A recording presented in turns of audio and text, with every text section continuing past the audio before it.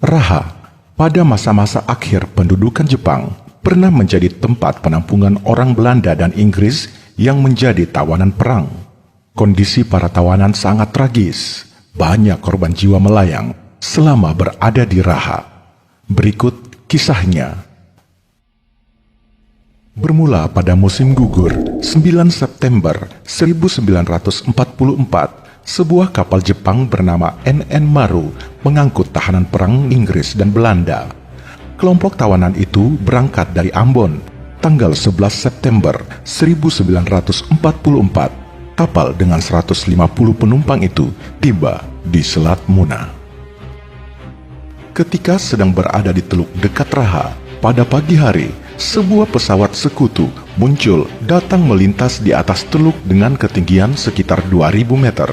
Kapal Jepang NN Maru tersembunyi di pantai, tertutup semak-semak dan hutan bakau, sehingga tidak terlihat. Namun, tidak lama kemudian, pesawat melintas lebih pendek. Karena panik, seorang tentara Jepang menembakkan senapan mesin anti pesawat. Konsekuensinya mengerikan. Pesawat sekutu menganggap kapal itu adalah kapal musuh dan segera menyerang balik, dan hujan peluru pun terjadi. Kapal terbakar, banyak korban tewas. Kapten kapal mencoba mengemudi kapal yang terbakar menuju ke tepian pantai, tetapi dihantam tembakan yang mengakibatkan kapal itu rusak, mengambang tak berdaya dengan 150 tawanan perang yang menderita sakit. Jarak kapal ke pantai sekitar 100 meter. Para penumpang yang sakit diturunkan ke air dengan tandu, diikuti oleh tahanan lainnya yang masih agak bugar untuk melakukan upaya penyelamatan kepada penumpang yang lemah. Setelah beberapa jam, 142 orang penumpang dengan terengah-engah dan kelelahan berbaring di hutan bakau di sepanjang pantai Raha. Mereka meninggalkan barang-barang mereka di kapal bersama penumpang lainnya yang terbunuh dan terluka parah oleh peluru senapan mesin. Tercatat total sebanyak 17 korban tewas pada peristiwa itu. 133 tahanan yang selamat ditempatkan di kamp Romusa di Raha.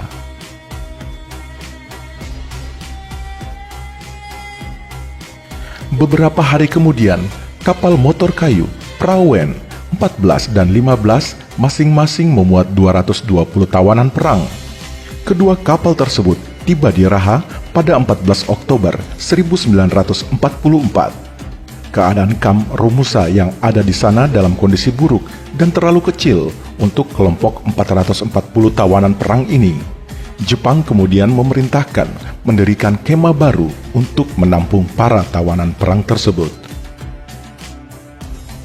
Berikutnya, The Perahu-Perahu 16 dan 17 pada 8 November 1944 dengan 100 tawanan perang sampai di Selat Muna. Nasib naas dialami oleh kedua kapal tersebut.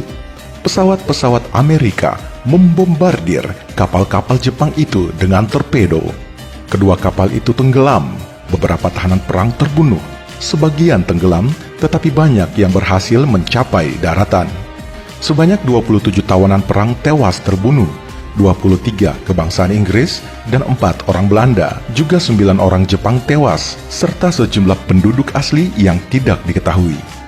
Keesokan harinya, para korban mencapai kamp Raha dengan berjalan kaki. Di kamp Raha, para tahanan dipekerjakan di sebuah penggergajian kayu. Mereka tinggal di barak bambu, menanam ubi untuk bekal makanan, dengan persediaan air yang minim dan hanya mengandalkan air minum yang disimpan di wadah bambu tanpa air mandi. Terdapat kematian setiap hari oleh karena kondisi kesehatan yang buruk dan berbagai macam penyakit, diantaranya beri-beri dan disentri. Tidak kurang dari 174 tawanan perang tewas di Raha.